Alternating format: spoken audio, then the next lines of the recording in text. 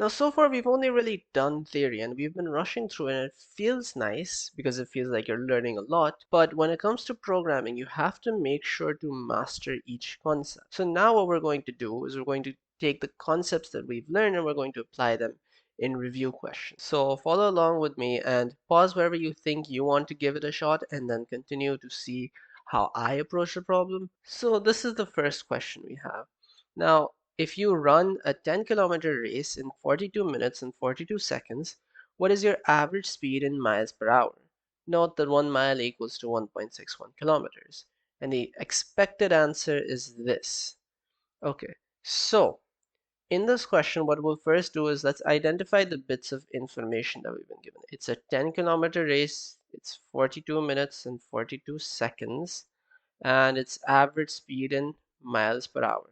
Now to compute speed, we need distance over time, but we've been told that the distance is in miles and the time is supposed to be in hours. So what we need to do is we need to take this distance and convert it into miles and take this time and convert it into hours. Now I'm going to go into VS Code and I'm going to open a new file, and it'll be a text file, and then what I'll do is I'll go ahead and save this, and I'll save this in this folder, and I'll call this file practice, and you can now select the Python extension from here, or so this is the Python extension. Now this is going to recognize it as a Python file, or I could just, if I leave it as an untitled document and then I do practice.py, so there we go. You'll see this symbol here is changed into the Python icon, which means now it's recognizing whatever I type as Python language, and so it'll give me suggestions based off that.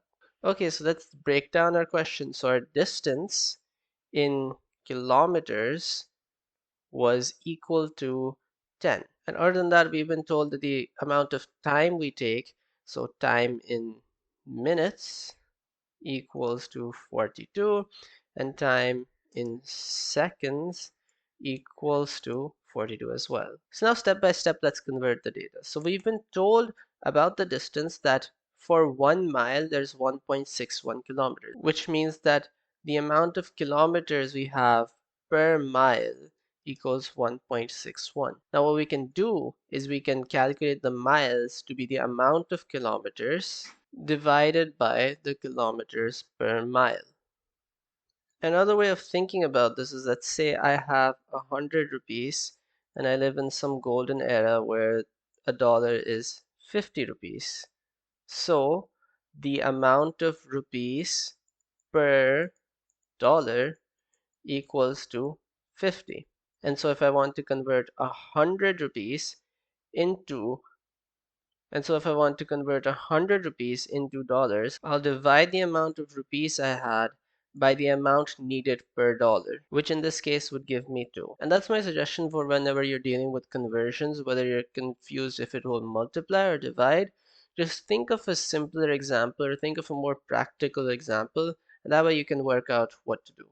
Okay, so great. We found out the distance we need to travel. Now we need to find the time, but we need it in hours. Now, to convert it into hours, I have different methods. For example, I can convert the minutes into hours, and I can convert the seconds into hours, and I can add them up. Or another thing I can do is I can take the total time in seconds to be equal to 60 times the time in minutes plus the time already in seconds. The benefit of that is that now when I do time in hours, I can just take that total time in seconds and I can divide that by the amount of seconds in an hour. Now, how many is that? Well, I know there's 60 seconds per minute and then there's 60 minutes per hour.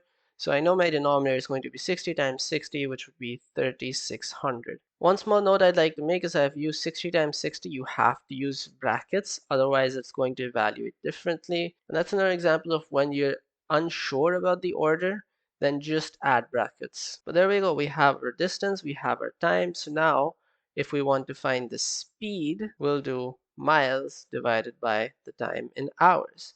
Then we're going to go ahead and print this value of speed, and voila. So let's run our program, and it's going to show our output here at the bottom. and this is our output, 8.727653570337614. But that's different from this. Marginally, but it is different. And that's because when computers do division, they can only do it up to a certain level of accuracy. And so what happens is that even if two different calculations give the same answer, if the order in which the multiplication and division was done is changed, then the final output would be slightly affected. So if I wanted to get this answer, I'd have to do a slightly different program. But that can get really annoying if you're getting different answers depending on how you're writing your program. And so what we'll do is we'll try a variation of this question. But instead of giving it up to as many decimal places as the computer can, we're going to give our answer to 2 decimal places. But how are we going to do that? Well, when we've calculated speed, what we're going to do is we're going to round the speed. Round is basically a function. What it does is it takes a number and rounds it to a certain number of decimal places. Now in our case, we want it to be 2 decimal places, so after speed, we're going to add a comma, and we're going to add a 2. And what this does is it rounds speed to 2 decimal places and then stores it back in speed. And then when we're outputting speed, we're going to see our answer is 8.73, which is what we expected. Okay, great. So we learned how to convert quantities and then perform calculations on that and then rounding it so that we get an answer in a more manageable and consistent format. Next, we'll move on to this question. So for question 2, your younger sister collected 1,273 marbles last year. On her 17th birthday, she decides to divide these marbles among 17 of her friends.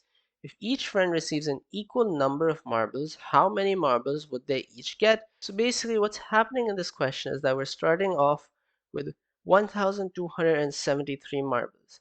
Now we're going to divide these into 17 buckets of equal amounts of marbles. We're going to give away each bucket to a friend. Now that is basically the quotient when you divide by 17. Now in Python, if you ever want the quotient, what you do is you use double slash. And what double slash essentially does is it takes the answer from the division, but it rounds it down, which is exactly what we do in quotients. For example, 16 divided by 3 is the same as 5 and 1/3. But when we're talking about the quotient, we just consider the 5. And we ignore this fractional, or what could also be written as a decimal part. But what about the marbles that we'll have left over? Well, one way we could calculate that is take the amount of marbles which we already have and then subtract the amount of marbles we just distributed. So this value times 17, because we're keeping this many marbles in each bucket and we're keeping 17 buckets. Now this is a valid way to calculate the amount left over, but Python gives us another way of doing this. So what we can do is we can write 1273% 17. And now what percent does, completely opposite of the double slash, it gives us the remainder instead of the quotient. So going back to our old example, 16% 3 would give us 1 because the remainder of this division is 1. Now this percent operator is usually called the modulo operator, and it gets its name from modular arithmetic, which is dealing with remainders. So let's go ahead and code this question. Let's get rid of this code. Now our total marbles equals 1273. Now let's consider how many marbles each friend is going to get. So marbles per friend would be the quotient when we're dividing by 17. And for the quotient, we're going to use double slash. And then when we're calculating the amount of marbles left, then we would do the amount of marbles we had and the remainder that was left after we divided by 17. And that should be it. Now all that's left is to print these values. And there we go. Our output is 74 and 15, just as we expected. So let's move on to a little bit of a harder question. So for question 3, we're going to be dealing with number series. And now there's a bunch of famous number series in mathematics which generate the next term of the series by considering the previous terms. For example, the Fibonacci series, is a series which is defined to have its first term as 0, its second term as 1, and then every term after that is just a sum of the previous two terms. So the third term is 0 plus 1. The fourth term is 1 plus 1. The fifth term is 2 plus 1. But the Fibonacci series isn't the only sequence like that. What we can observe is by simply changing the beginning values, we can get a completely different series. For example, the Lucas series starts with 2 and 1, and it goes on to generate the numbers 3, then 4, then 7, then 11, while still following the same format, because 3 is a sum of 2 plus 1, 4 is a sum of 3 plus 1, 7 is a sum of 4 plus 3, 11 is a sum of 7 plus 4. Now for this question, what we have to do is we have to define a program that takes those first two numbers and then generates the next 5 of the series.